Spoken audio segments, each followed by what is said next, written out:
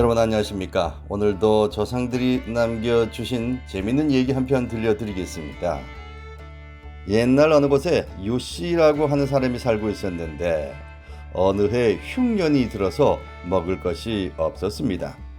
그래서 겨울은 그럭저럭 지냈지만은 산에 눈이 녹기 시작하면서 여기저기 굶어 죽었다는 사람들이 늘어갔습니다.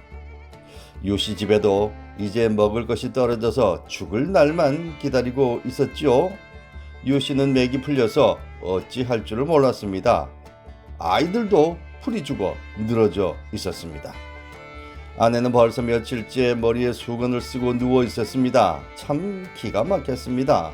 그렇지만 어떻게 할 도리가 없었습니다. 그러다 보니 한숨만 길게 쉬고 있었겠지요. 여보, 이대로 죽을 수도 없지 않아요. 아내가 눈을 감은 채 말했습니다. 그렇다고 어떻게 해?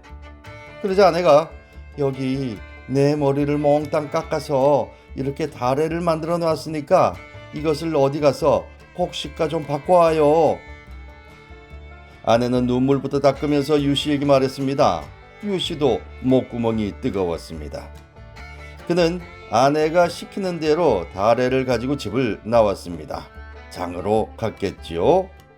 다른 때 같으면 상당히 많은 돈을 받을 수 있었을 텐데 쌀 3대와 바꾸어 가지고 돌아왔습니다.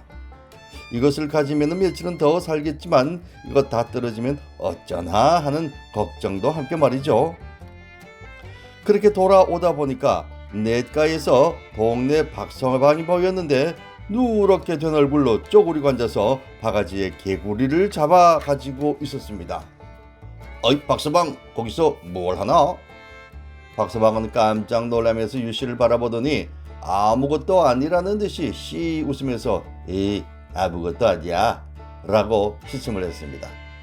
유씨가 호기심이 나서 비틀걸음으로 가까이 가 보았더니 개구리를 잡아 가지고 있었습니다. 아하, 유씨는 가슴이 찡했습니다. 오죽 먹을 것이 없으면 이럴까.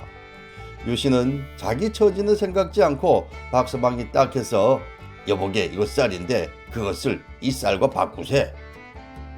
아니 그 귀한 쌀을 왜 이것과 바꾼단 말인가. 아니요, 난 괜찮아. 유씨는 억지로 박서방에게 쌀자루를 맡기고 바가지를 빼앗았습니다. 그리고 개구리를 한 마리 한 마리 물속으로 보내줬습니다. 박서방의 회초리를 맞아 까무러쳤던 개구리들은 물 냄새를 맡더니 생기가 도는지 모두 살아서 어디론가 달아났습니다. 아, 이제야 모두 살았구나. 유씨는 마치 어린아이처럼 즐거운 표정을 짓고 있었습니다. 그러는 사이 해가 서산에 뉘엿뉘엿 지고 있었습니다. 그 많던 개구리는 모두 살아서 마치 고맙다는 듯이 여기저기서 팔딱팔딱 뛰어오르고 있었습니다.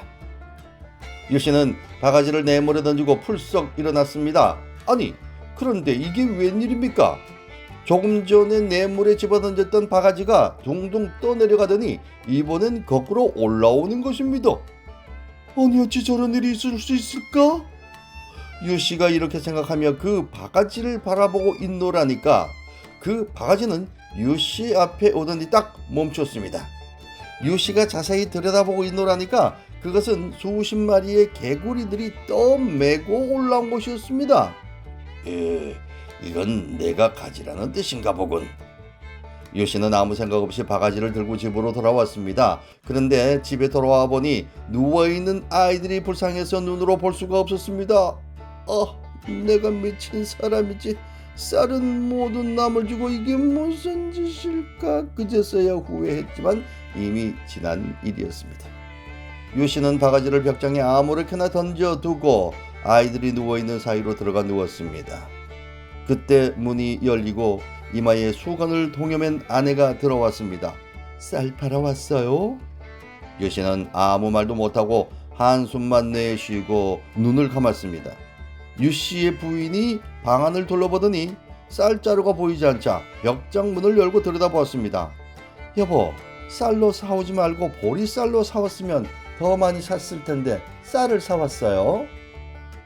유씨 부인은 이렇게 말하면서 바가지를 꺼냈습니다. 뭐라고? 유씨가 엉거주춤 일어났는데 아내는 어느새 바가지에 담긴 쌀을 들여다보고 있었습니다. 참으로 이상한 일이었습니다. 아내는 어느새 쌀 반절을 가지고 나가서 밥을 지었습니다. 유씨는 저녁을 아주 맛있게 먹었는데 이상한 생각이 들었습니다. 벽장문을 열고 들여다보니 이번에도 바가지에는 쌀이 가득하게 있었습니다. 그제서야 유씨는 부인에게 낮에 있었던 이야기를 하고 아마 이것은 개구리를 살려줘서 용왕이 그 보답으로 보내준 것이 틀림없소 라고 했습니다.